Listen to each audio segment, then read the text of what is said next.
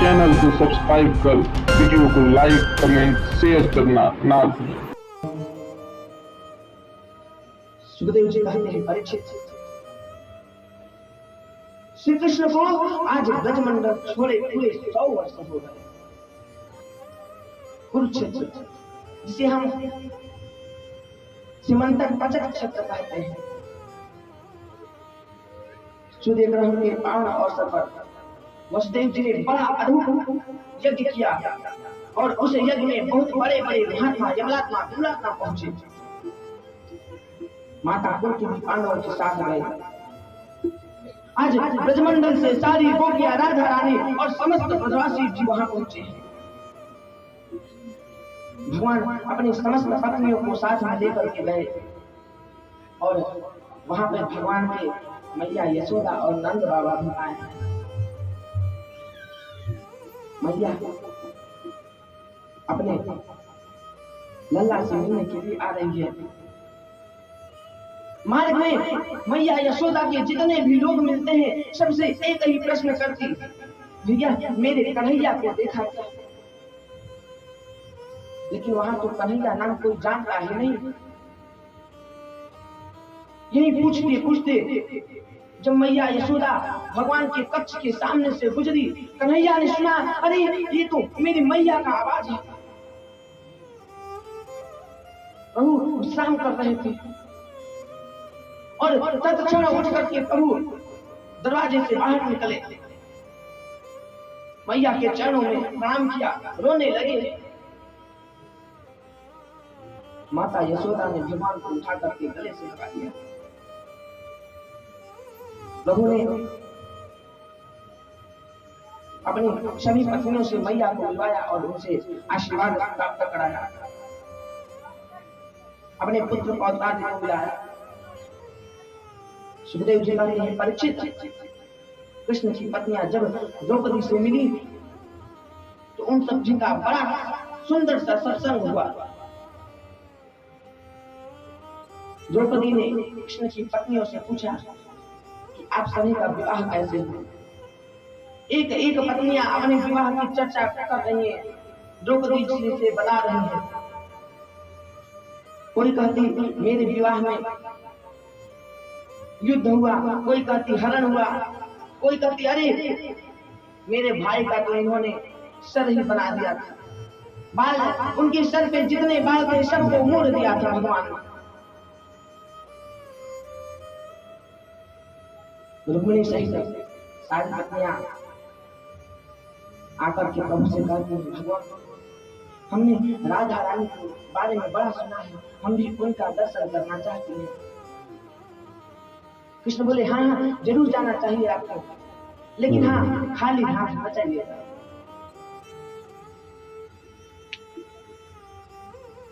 खाली हाथ न जाना, कुछ लेकर के जाना। कृष्ण की पत्नियों ने स्वर्ण के सुंदर लोटे में दूध भर दिया और हाथ में लेकर के चलती हैं। राधा रानी का दर्शन करने के लिए 7 दरवाजे को पार करना पड़ता है। कृष्ण की पत्नियां आती हैं पहले दरवाजे पर।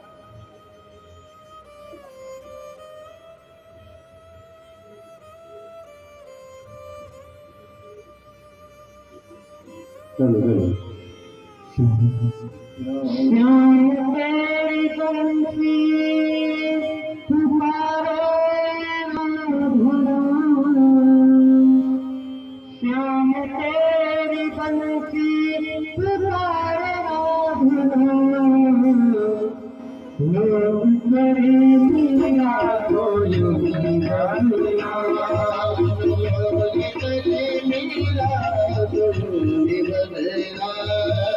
श्याम तेरी बंसी कन्हैया तेरी बंसी, श्याम तेरी बंसी कन्हैया तेरी बंसी, श्याम तेरी बंसी पुकारे राधा, श्याम तेरी बंसी पुकारे राधा, लोग करे मीरा को योगी बना, करे मीरा को योगी बना।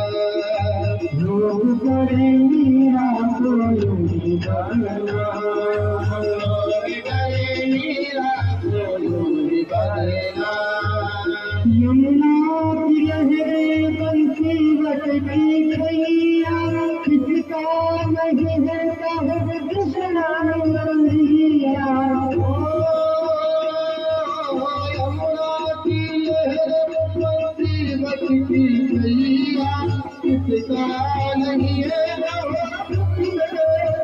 यहाँ। यमुना की लहरें बंसी बटकी गैया, किसका नहीं रहता है कृष्णा कन्हैया।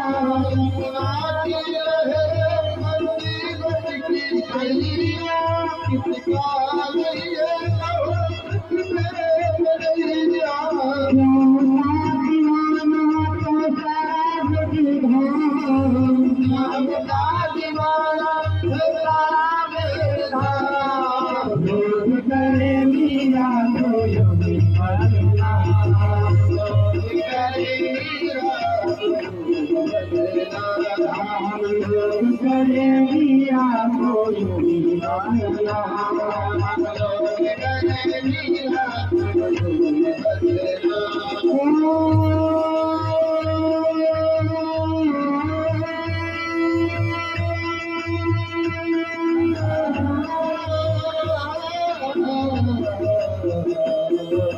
श्याम तेरी बंसी कन्हैया तेरी बंसी, श्याम तेरी बंसी कन्हैया तेरी बंसी, श्याम तेरी बंसी पुकारे राधा, श्याम तेरी बंसी पुकारे राधा।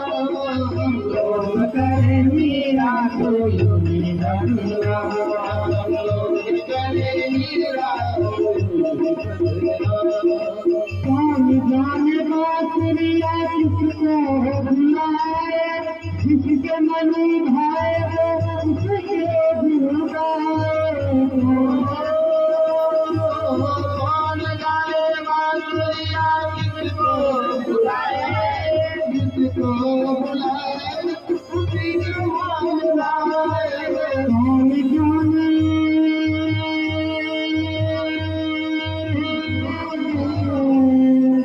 कौन जाए बांसुरिया किसको बुलाए, जिसके मन भाए वो उसके गुण गाए। कौन जाए बांसुरिया किसको बुलाए, जिसको बुलाए उसी के मन गाए। कौन नहीं बंसी की धुन बाजना, कौन नहीं राधा की धुन बाजना। कभी श्याम दुनिया कभी जहाँ, कभी श्याम दुनिया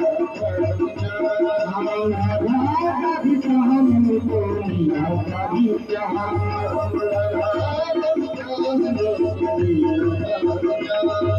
श्याम तेरी बंसी कन्हैया तेरी बंसी, श्याम तेरी बंसी कन्हैया तेरी बंसी, श्याम तेरी बंसी पुकारे राधा, श्याम तेरी बंसी पुकारे राधा।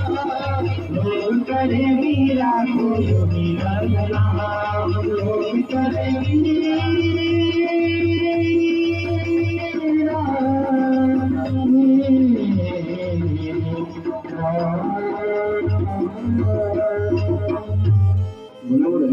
वाले की।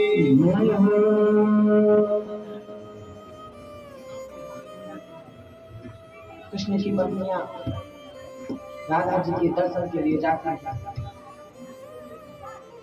पहले दरवाजे पर जैसे ही जाते हैं, एक खड़ी गोपी को देख करके सभी उनके चरणों में प्रणाम करती हैं। राधा जी प्रणाम करती हैं। गोपी बोली, अरे अरे ये क्या करती हो, हम तो उनकी दासियों की दासी हैं। आप राधा रानी के दर्शन करना चाहते हैं, थोड़ा आगे बढ़ना पड़ेगा। कृष्ण की पत्नियों ने सोचा जब उनकी दासियों की ये हाल है तो स्वयं राधा रानी कैसे होंगी? दासी ने बताया अगर राधा रानी का दर्शन करना है तो 7 दरवाजा पार करना पड़ेगा आपको। रानिया वहां से चल पड़ी। 7वें दरवाजे पर ललता विशाखा अंतरंग सखियां खड़ी थी। रुक्मिणी चरणों में गिर गई, बोली नहीं हम तो दासी हैं। विशाखा उन्हें अंदर ले गई। अंदर हजारों गोपियों के मध्य श्री किशोरी राधा रानी शांत बैठे,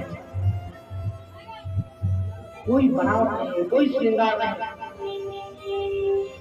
लेकिन बड़ी दिव्य झांकी है।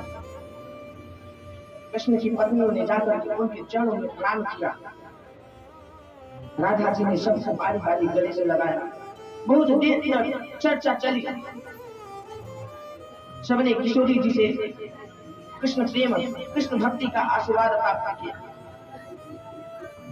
रुक्मिणी जी कहती हैं किशोरी जी हम आपके लिए दूध लाए हैं। राधा रानी जी ने कहा बहन जिस दिन से केशव ब्रजमंडल छोड़ करके आए हैं मैंने दूध को स्पर्श भी नहीं किया। इतना कह करके राधा रानी रोने लगी। अचानक रुक्मिणी जी के मुख से निकल गया प्रभु ने भेजा है। इतना सुनना था रुक्मिणी जी के हाथों से राधा रानी दूध का कलश दूध का लोटा ले लेती है और इतना गर्म दूध एक ही सांस में पी गई। क्यों? क्योंकि उनके मुख से अनायास निकल गया था कि प्रभु ने भेजा है। सत्संग के बाद कृष्ण की पत्नियां जब लौट करके प्रभु के पास आती हैं, प्रभु के चरणों की ओर देखा, देखती हैं प्रभु के चरणों में छाले पड़े हैं। सभी प्रश्न करती हैं भगवान आप कहीं गए थे क्या? छाले पड़ गए हैं आपके पैरों? प्रभु ने कहा मैं तो कहीं नहीं गया, लेकिन ये जो छाला है ये आप लोगों का दिया हुआ है। हमारा प्रभु? बोले हाँ, आपने जो राधा रानी को गर्म दूध पान कराया है उनके हृदय में तो मेरे चरणों का वास है। रुक्मिणी जी के नेत्र सजल हो गए और सभी पत्नियां श्री राधा रानी के चरणों की प्रार्थना करने लगी। सुखदेव जी कहते हैं परीक्षित यज्ञ के बाद में नंदो गोपाश्च गोप्यश्च गोविंद चरणाम्बुजे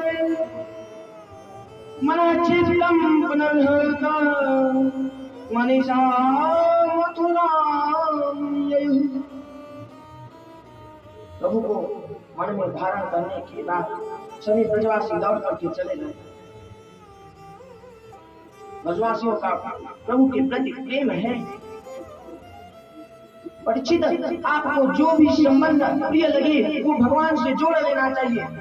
मीरा ने तो प्रभु को अपना पति बना लिया। सुखदेव जी कहते हैं परीक्षित तुम बड़े भाग्यशाली हो। परीक्षित ने कहा क्यों महाराज? कहते हैं क्योंकि तुम्हारा प्रभु के साथ तीन संबंध है। बोले गुरुवर तीन? हाँ, पहला तो ये है कि ईश्वर अंश जीव अविनाशी चेतन अमल सहज सुख राशि सो माया भयो गुसाई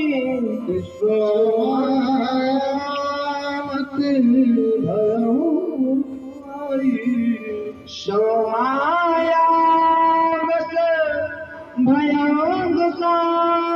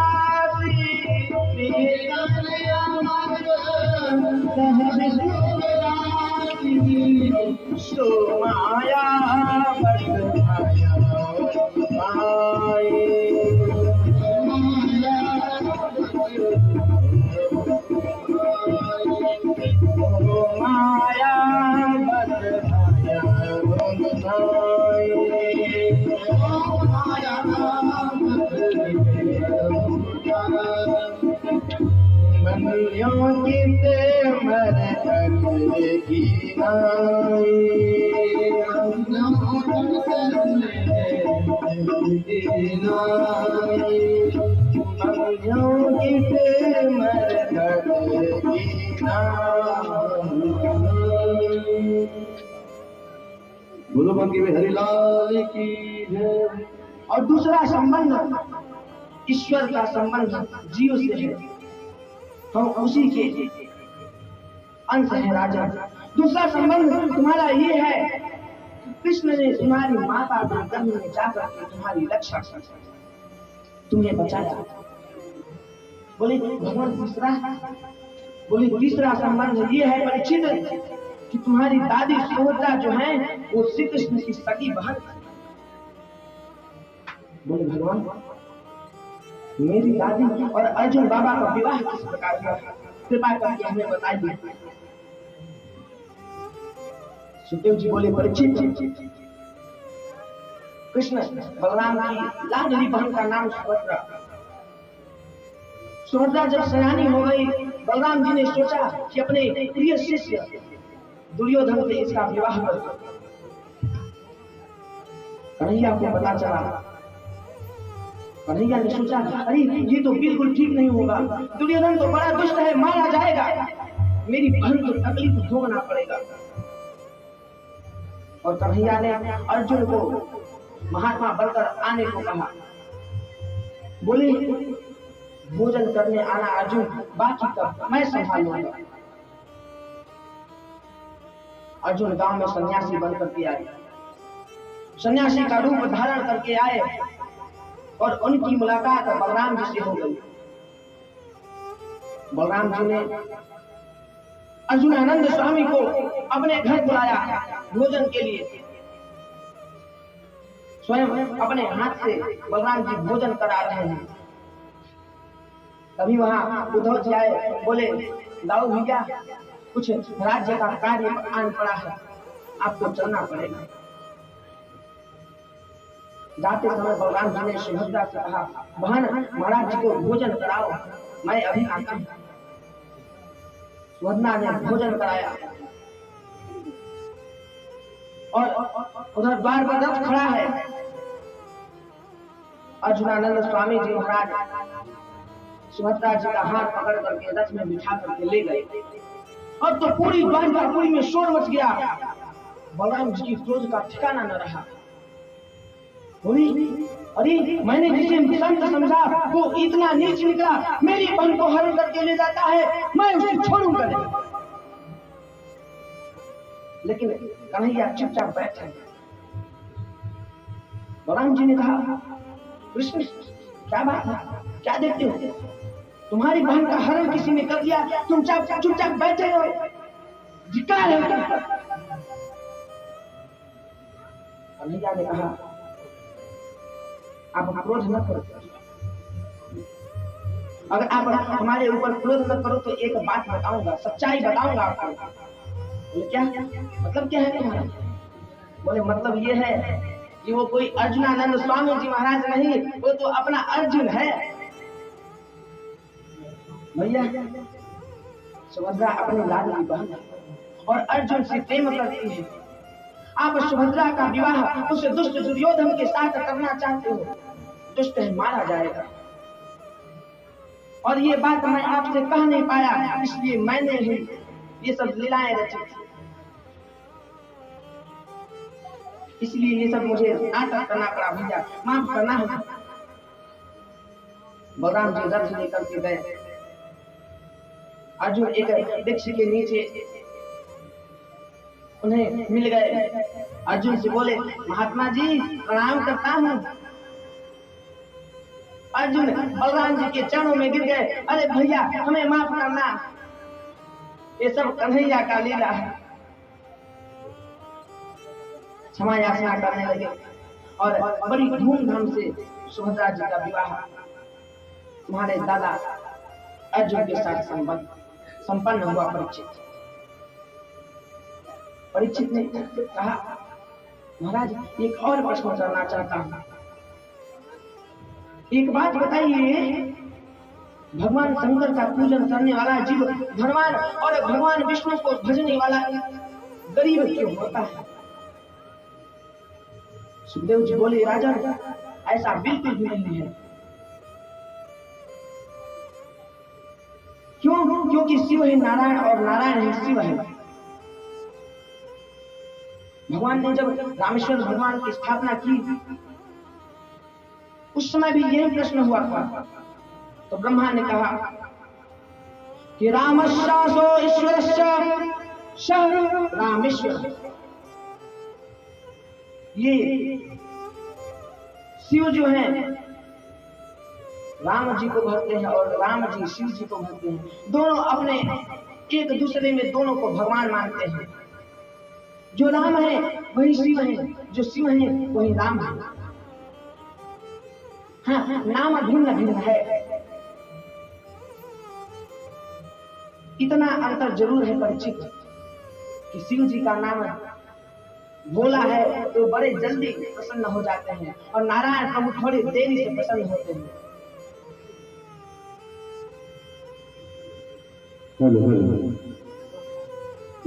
लगन तुम्हें से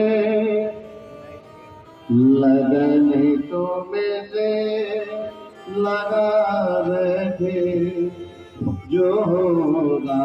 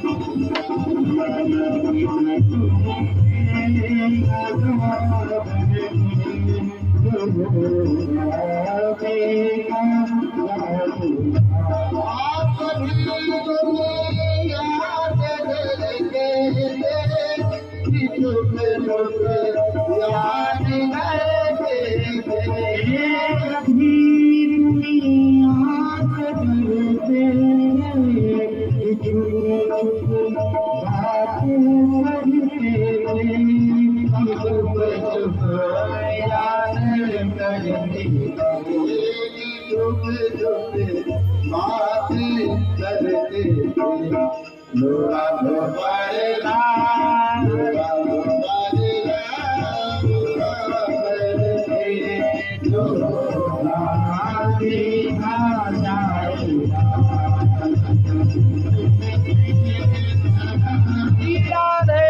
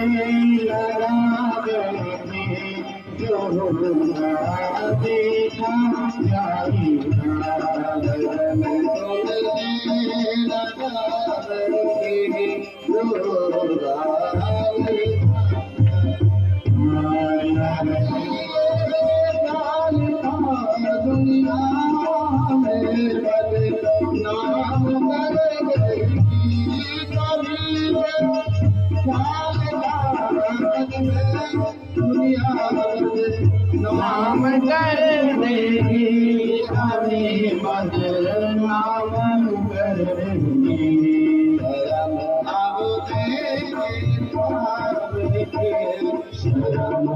बगीच खा बैठे जो होगा देखा जाएगा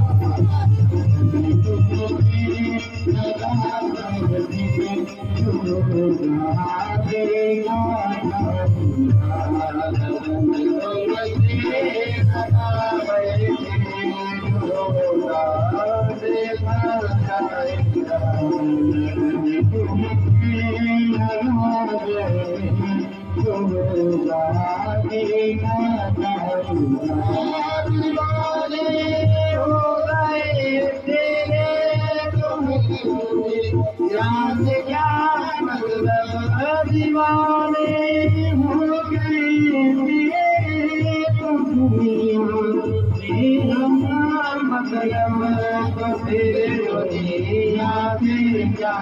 मतलब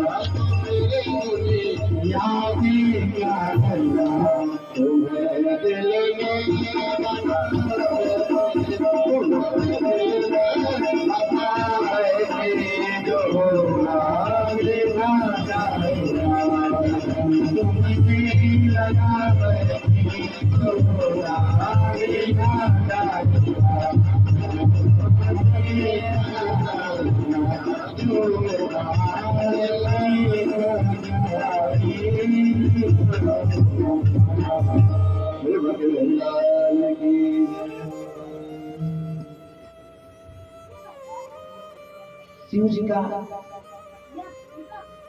स्वभाव ही कुछ ऐसा है। शिव जी का नाम है आशुतोष। आशु शीघ्रं तुष्यति इति आशुतोष, जो बहुत जल्दी संतुष्ट हो जाता है। कभी कभी भगवान शंकर अपने ही वरदान से खुद परेशानी में पड़ जाते हैं। भोलेनाथ ने भस्मासुर को वरदान दे दिया कि जिसके सिर पे हाथ रखोगे भस्म हो जाएगा। वरदान पाकर के भस्मासुर बाबा शंकर को ही भस्म करने के चक्कर में पड़ गया। शिव जी को दौड़ाने लगा, सोचा शिव जी को भस्म करके पार्वती को अपने घर ले जाऊंगा। अब बाबा दौड़ने लगे, अपने प्राणों को बचाने लगे। नारायण का आवाहन किया, मेरे प्रभु ने आकर के रूप बदल करके भस्मासुर को उसी के बातों में लपेट करके भस्मासुर का उद्धार करा दिया। एक बार भृगु मुनि परीक्षा लेने के लिए आए, ब्रह्मा जी के पास गए, उन्हें प्रणाम नहीं किया, उन्हें क्रोध आ गया। शिव जी को बुरा भला कर दिया, शिव जी क्रोधित हो गए। लेकिन नारायण भगवान के पास आए, माता लक्ष्मी के सामने प्रभु के वक्ष स्थल पर अपने अपने पैरों से प्रहार कर दिया। भगवान ने तुरंत उनके चरणों को पकड़ लिया। बोले प्रभु आपको लगी तो नहीं, क्योंकि मेरा वक्षस्थल बड़ा कठोर है, पर्वत की भांति है, और आपके कोमल चरणों में लगी तो नहीं थी।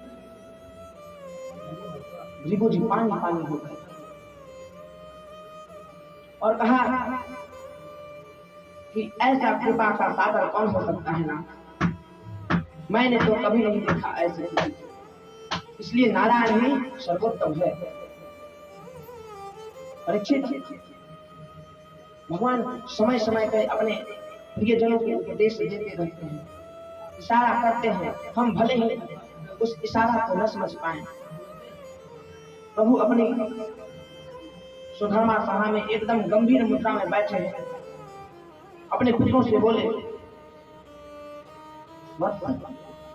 व्यक्ति को बिगड़ने के 4 साधन होते हैं कि रूप यौवन संपत्ति प्रभुत्तम विवेकता एकैकमप्यनर्थाय चतुष्टयम्। सुंदर रूप का होना, युवा अवस्था होना, ज्यादा संपत्ति का होना और सबका कार्य जानना। यदि इन चारों में से कोई एक भी हमारे पास है तो हम बिगड़ सकते हैं।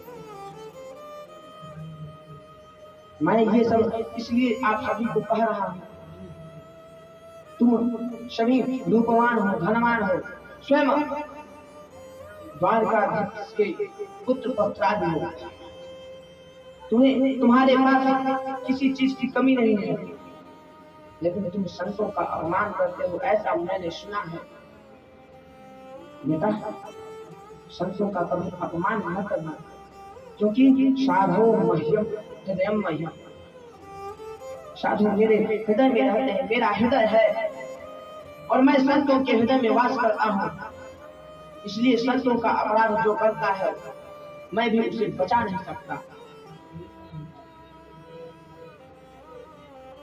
मैं मानता हूँ तुम्हारे पास किसी चीज की कमी नहीं है, लेकिन ये भूल कर भी बेटा किसी संत का अपराध मत करना।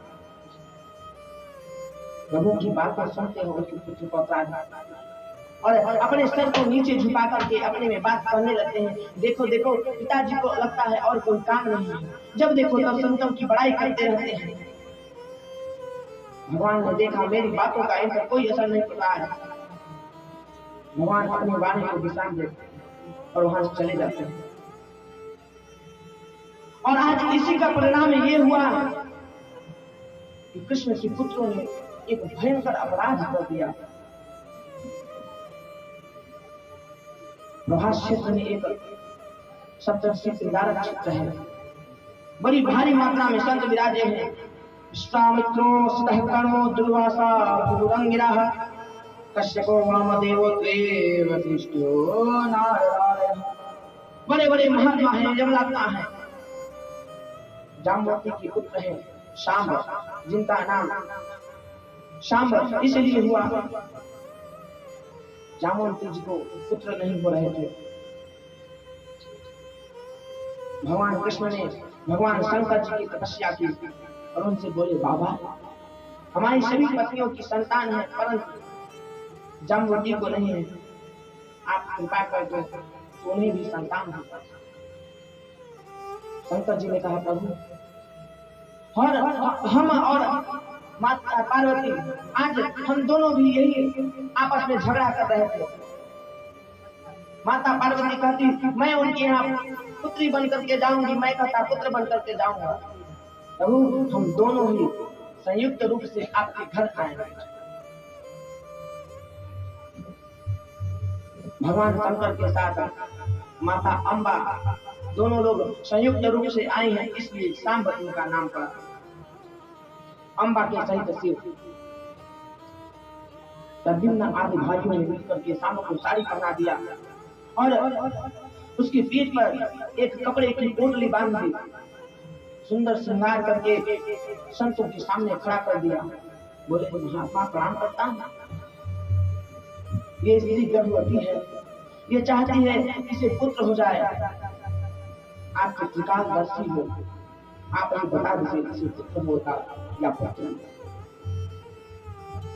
महात्माओं ने अपनी दिव्य शक्ति के प्रभाव से सारी घटना का सत्य जान लिया और क्रोध में आकर के बोले, अरे दुष्टों, कृष्ण के पुत्र के पेट पर कपड़ा बांध कर आए हो, हमारा उपहास करते हो। इसकी गर्भ से ऐसा मूसर पैदा होगा जो तुम्हारे पूरे समूल वंश को नष्ट कर देगा। संतों ने भयंकर श्राप दे दिया और वहां से उठ करके चले गए। सारे लोग भयभीत हो गए। साड़ी को खोल करके देखते हैं, कपड़े की पोटली की जगह पर एक लोहे का मूसर प्राप्त होता है। सब भयभीत हो जाते हैं। प्रद्युम्न में बोले, लगता है हमने पिताजी की बातों को नहीं सुना, बहुत बड़ा अपराध कर दिया है। आकर के उग्रसेन जी को सारा समाचार सुनाते हैं। यदुवंशियों ने कहा, मूसल को घींच करके समुद्र में फेंक दो, ऋषिगण तो ऐसे ही कुछ पकड़ आते हैं। प्रभु को पता चला अब यदुवंश के विनाश का समय आ गया, इसी कोई नहीं रोक सकता। इस बात का पता वसुदेव जी को हुआ। उनके मन में बड़ी बेचैनी है। उसी समय महर्षि नारद जी का आगमन होता है। वसुदेव जी अपने सहित नारद जी के चरणों में प्रणाम करते हैं। नारद जी बोले, क्या हुआ? आप बड़े उदास दिखाई दे रहे हैं। बोले, भगवान, मेरा कितना बड़ा सौभाग्य कि मैं कृष्ण बलराम का पिता हूँ, द्वारका मथुरा जैसी नगरियों का सम्राट हूँ, और आप जैसे परम संतों का दर्शन हो जाता है। मुझे अब लगने लगा है कि मानव शरीर लेकर मैंने व्यर्थ में ही इसे गंवा दिया। अब चौथा प्रहर आ गया, श्वास कब अवरुद्ध हो जाए कौन जाने। क्यों? क्योंकि न सोना काम आएगा, न चांदी आएगी, न सोना काम आएगा, न चांदी आएगी। सज धज के जिस दिन मौत की शहजादी आएगी, न सोना काम आएगा, न चांदी आएगी, न सोना काम आएगा, न जय हो। ना सोना काम आएगा, ना काम आएगा, ना चांदी आएगी। सज धज के जिस दिन मौत की, सज धज के जिस दिन मौत की शहजादी आएगी, ना सोना काम आएगा, हरि बोल।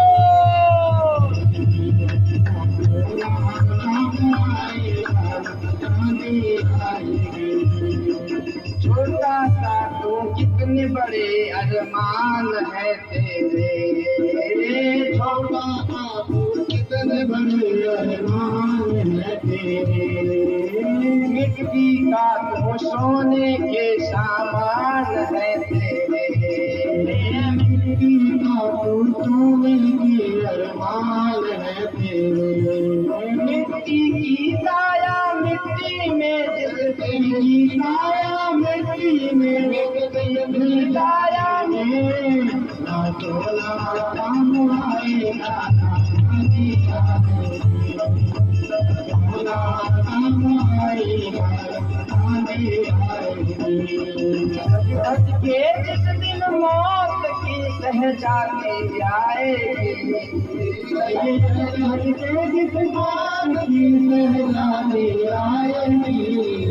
ना सोना काम आएगा, ना चांदी आएगी, ना सोना काम आएगा, चांदी आएगी। कर्मों का बरताम तूने पाया मानव तन,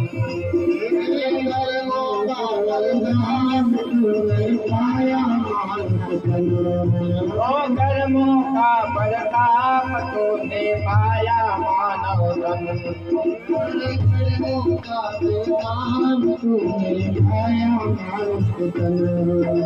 पाप में डूबा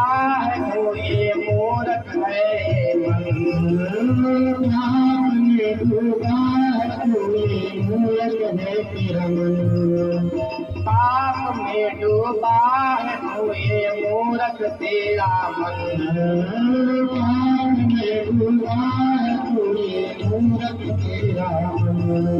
ये पाप की नैया तुझे, पाप की नैया तुझे एक दिन डुबाएगी, ना सोना काम आएगा ना चांदी आएगी, ना सोना काम आएगा ना चांदी आएगी, ना सोना काम आएगा ना चांदी आएगी।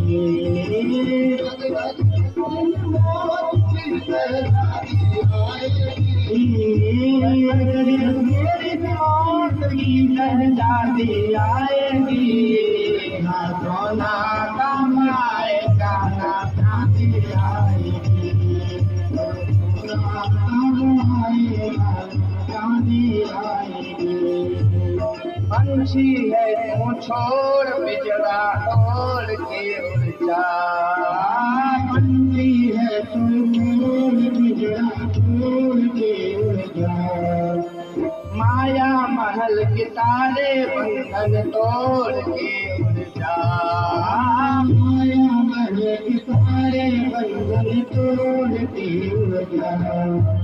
पंछी है तो छोड़ पिंजरा तोड़ के उड़ जा, पंछी है तो छोड़ पिंजरा तोड़ के उड़ जा, माया महल के तारे बंधन तोड़ के उड़ जा, माया महल के तारे बंधन तोड़ के उड़ जा। दिल की धड़कन में मौत जिस दिन, दिल की धड़कन मौत जिस दिन गुनगुनाएगी, ना सोना काम आएगा ना चांदी आएगी, ना सोना काम आएगा चांदी आएगी, ना काम आएगा चांदी आएगी। सज धज के जिस दिन मौत की, सज धज के जिस दिन मौत की जाती आएगी, ना काम आएगा ना चांदी आएगी, ना सोना काम आएगा ना चांदी आएगी, सोना काम आएगा ना चांदी आएगी। की हरिलाल की। जिस दिन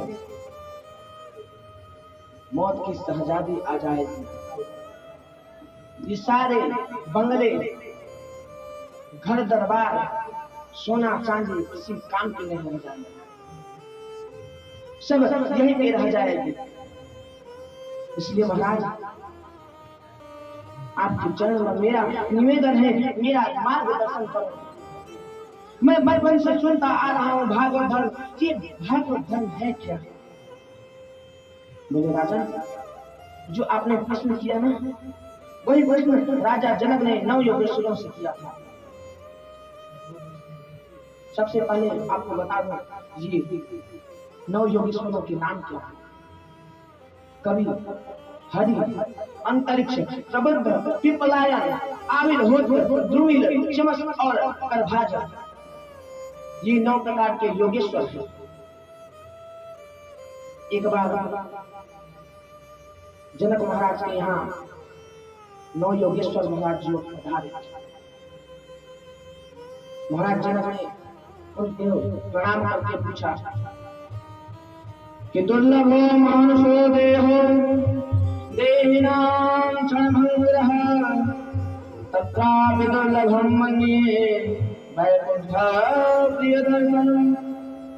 महाराज, एक तो मनुष्य शरीर बड़ा दुर्लभ है, और यदि वो प्राप्त भी हो जाए तो बड़ा क्षण भंगुर है।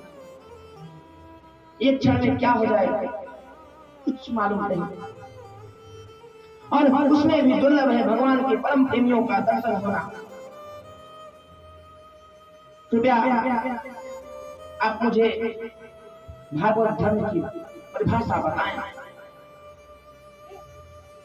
9 योगेश्वर बड़े प्रसन्न हुए। राजा, भागवत का अर्थ है कि यो वै भगवता व्यक्ता उपायाः कलत्रये अंजः पुंसां विदुषां विद्धि भागवतं हितां। आत्मा के कल्याण के लिए परमात्मा ने सबसे पहले जो उपदेश दिया उसी उपदेश को हम भागवत कहते हैं। इसकी 3 धाराएं हैं राजा, विश्वास, संबंध और समर्पण। परमात्मा के प्रति विश्वास रखो, उसके साथ संबंध जोड़ो और परमात्मा के लिए अपना सर्वस्व समर्पण करो। महाभारत युद्ध के समय श्री कृष्ण अर्जुन को गीता का ज्ञान दे रहे थे। अर्जुन से बोले भगवान, अर्जुन यत् करोसि रश्नासि यज्जुहोसि ददाति यत् मय्यर्पितं मनोबुद्धि ययात्मा संप्रसीदति। तुम ये बात अपने हृदय में धारण कर लो कि जीवन में जो भी तुम करते हो सब मुझे समर्पित कर दो। नौ योगेश्वर कहते हैं कि शरीर, वाणी, मन और इंद्रियों से जो कुछ किया जाए सब परमात्मा को समर्पण कर देना चाहिए। यही तो है भागवत धर्म। जब तक विश्वास नहीं होगा भागवत धर्म कैसे चलेगा? विश्वास और फलदायक। विश्वास ही परमात्मा का वास है। जो कण कण में परमात्मा का वास देखता है वो स्वयं भागवत है। जिस समय द्रौपदी का चिरहरण हो रहा था, जैसे ही दुशासन द्रौपदी की साड़ी को खींचने लगा, द्रौपदी ने सबसे पहले अपने पतियों को पुकारा, लेकिन पति तो जुए में हाथ चुके हैं। फिर उसने भीष्म, पितामह, द्रोणाचार्य, कृपाचार्य सबको पुकारा, वो भी उसकी कोई सहायता न कर पाए। तो स्वयं अपना रक्षा करने के लिए तैयार हुई, लेकिन जब स्वयं अपनी आत्मा रक्षा न कर सकी, रक्षा करने में असमर्थ हो गई, तो अपने दोनों हाथों को द्रौपदी ने ऊपर उठा लिया और श्री कृष्ण द्वारिकावासिन देवदेव जगतपते कौरवे परिभूताम किं न जानाति केशवा। अपने दोनों हाथों को ऊपर करके कहती है, हे द्वारका नाथ कृष्ण, औरों की इस सभा में तुम्हारे सखी का अपमान हो रहा है, क्या आपको दिखाई नहीं पड़ता? आप मेरी रक्षा करें। किया जइयो गिरधारी, किया जइयो गिरधारी, है अर्ज हमारी। आ जइयो गिरधारी, है अर्ज हमारी।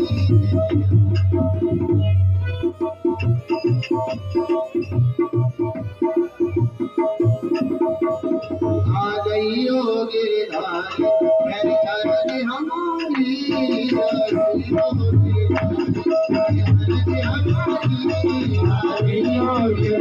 गिरधारी, है अर्ज हमारी। आ जइयो गिरधारी, आ जइयो गिरधारी, है अर्ज हमारी।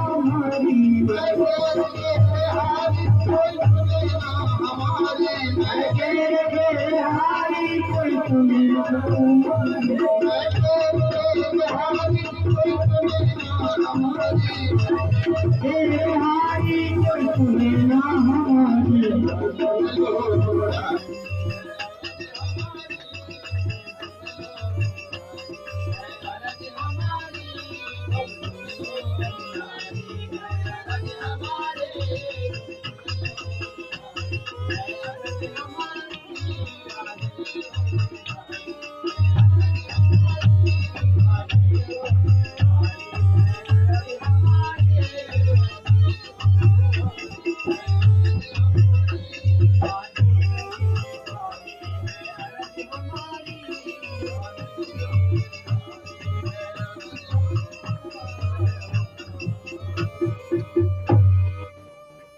हे नाथ, आप मेरी इस दुर्दशा को क्यों देख रहे हो? भगवान कृष्ण उसी सभा में थे, लेकिन द्रौपदी ने कहा श्री कृष्ण द्वारकावासी, इसलिए भगवान को पहले द्वारका जाना पड़ा अपने भक्त के वचन की लाज रखने के लिए। द्रौपदी ने भगवान श्री कृष्ण से तुरंत संबंध जोड़ लिया और प्रभु में विश्वास धारण किया। प्रभु ने तुरंत सारी का रूप धारण कर लिया और सारी भी नारी है कि नारी भी सारी है, सारी ही नारी है कि नारी की सारी है। दुशासन की भुजाएं थक गई, लेकिन द्रौपदी को निरस्त न कर सका। राजा ने विश्वासों फलदायक है। द्रौपदी ने भगवान के ऊपर अपने आप को समर्पण कर दिया। राजा ने पूछा, भगवान ये माया बड़ी विचित्र है, इसके रूप क्या है? बोले माया के 3 स्वरूप हैं राजा, महाकाली, महालक्ष्मी, महासरस्वती। महासरस्वती सृष्टि का सृजन करती है, महालक्ष्मी पालन करती है और महाकाली सबका संहार कर देती है। माया से बचना है तो केवल एक ही तरीका है राजा, प्रभु के नाम का स्मरण। इसलिए परमात्मा से संबंध जोड़ो, उसके प्रति विश्वास स्थापित करो, भाव से कुभाव से किसी प्रकार से भगवान के नाम को गाओ। नाम को अपना प्रभाव दिखाएगा। कीर्तन करेंगे तो भाव जगेगा, मन निर्मल होगा, लेकिन कीर्तन रूपी कर्म तो करना ही पड़ेगा। इसलिए कहते हैं कि कर्म करो पर ध्यान रहे, पथ छूटे ना, इतनी देव हवा गुब्बारा फूटे ना। कर्म करो पर ध्यान रहे, पथ छूटे ना, इतनी देवो हवा गुब्बारा फूटे ना। कर्म करो पर ध्यान रहे, पथ छूटे ना, इतनी देवो हवा गुब्बारा फूटे ना। कर्म करो पर ध्यान रहे, पथ छूटे ना, इतनी देवो हवा गुब्बारा फूटे ना। अब हर कर्म के कर्म हर फल में रहता है अनहित अपना। अरे कर्म अपना, हर कर्म के कर्म हर फल में रहता एक अनहित अपना। हर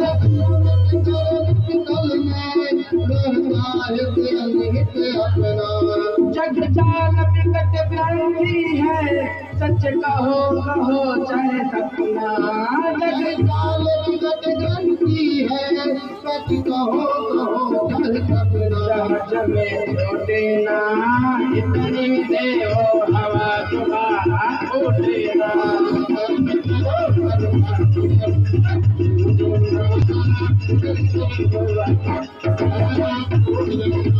कर्म करो पर ध्यान रहे, पथ छूटे ना, इतनी देवो हवा गुब्बारा फूटे ना।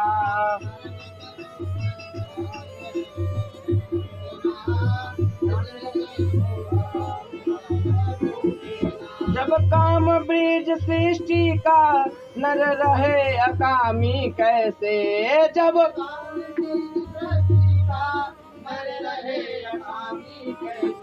जल में जो कमल का जीवन, तुम जियो जगत में ऐसे। जल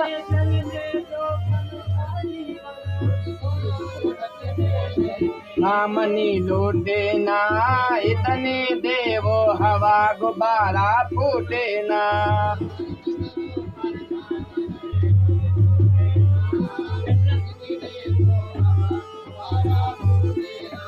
कर्म करो पर ध्यान रहे, पथ छूटे ना, इतनी देवो हवा गुब्बारा फूटे ना।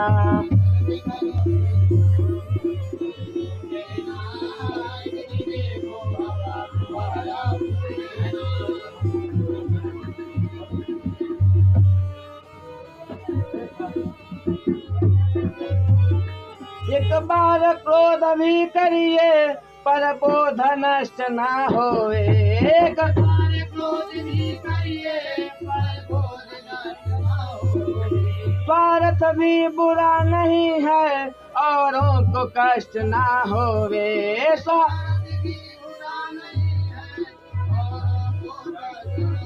जीव कोई रूठे ना इतनी देव हवा गुब्बारा फूटे ना।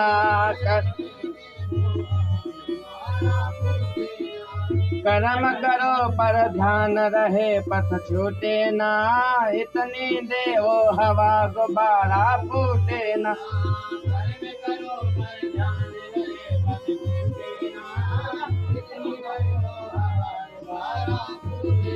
गुरु शरण अहम पद गाओ तुम यत्र तत्र बेखट के।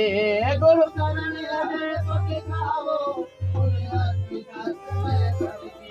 पर सावधान नित्य रहना लय सत्य साच जो कट के। पर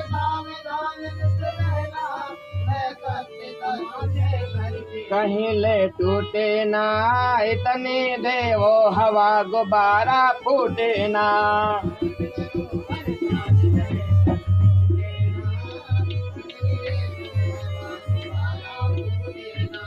कर्म करो पर ध्यान रहे पथ छूटे ना इतनी देवो हवा गुब्बारा फूटे ना। कर्म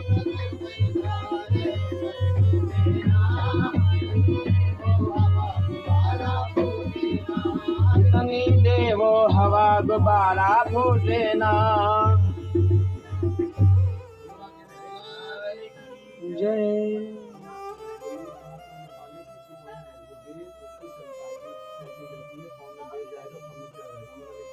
कर्म तो करना ही पड़ेगा, लेकिन हमें ये प्रयास करना चाहिए कि हमारे कर्मों के द्वारा किसी जीव को कोई परेशानी न हो। नवयोगेश्वर महाराज जनक को उपदेश दे करके चले गए। नारद जी कहते हैं कि मेरे कहने का तात्पर्य ये है, जो आपके पुत्र हैं वो साक्षात पूर्ण ब्रह्म हैं। अपनी नेत्रों को बंद करके तुम कृष्ण के चतुर्भुज रूप का दर्शन किया करो, कल्याण होगा तुम्हारा। इतना कहकर के नारद जी भी वहां से चले गए। देवताओं ने आकर के प्रभु को प्रणाम किया और बोले, प्रभु आपने पृथ्वी को राक्षसों के भार से उद्धार कर दिया नाथ, अब आप वैकुंठ को पधारोगे। प्रभु ने कहा, देवताओं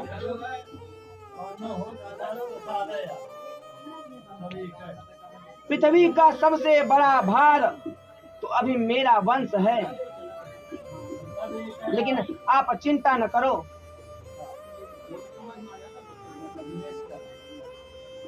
यदुवंशों को नष्ट होने का शाप मिल चुका है, आप थोड़ा और प्रतीक्षा करो। प्रभु ने इतना कह करके देवताओं को विदा कर दिया। उद्धव जी को पता चला भगवान अपनी लीला संपन्न करके वैकुंठ जाने वाले हैं। आकर के प्रभु के चरणों में प्रणाम करते हैं। बोले, प्रभु आपके बिना मैं यहाँ रहूंगा कैसे, आप मुझे भी साथ ले चलो। प्रभु ने मुस्कुरा करके कहा, उद्धव मेरा कहीं आना जाना नहीं होता, मैं तो हर जगह हूँ। जब लोगों को दिख जाता हूँ तो लोग कहते हैं भगवान आ गए, और जब तक नहीं दिखाई देता हूँ कहते हैं भगवान नहीं। मैं तो सर्वव्यापी हूँ। उद्धव जी ने कहा, भगवान कलयुग आ रहा है, लोगों की प्रवृत्ति बदल जाएगी, ऐसे में आपसे मिलने का सर्वोत्तम साधन क्या होगा नाथ। प्रभु बोले, त्याग करना होगा उद्धव। मैं समझा नहीं प्रभु। बोले, संसार से वैराग्य और मेरे प्रति अनुराग, यही मुझसे मिलने का साधन है। जब तक संसार में पड़े रहोगे, संसार से वैराग नहीं होगा, उसमें अनुराग नहीं हो सकता। श्री राजा उद्धव ने कहा, प्रभु वैराग की परिभाषा क्या है? बोले, मरकट वैराग्य, श्मशान वैराग्य और सच्चा वैराग्य, ये 3 प्रकार के होते हैं।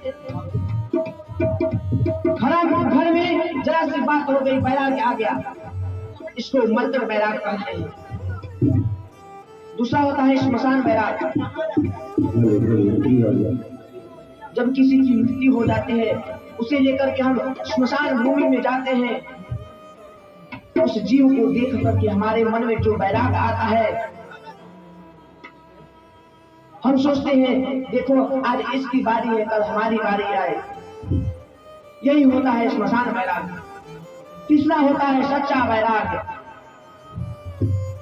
कि सच्चा त्याग कबीर का, जो मन से दिया उतार, जिसका मन मैला भया वो तो डूब गया मझधार।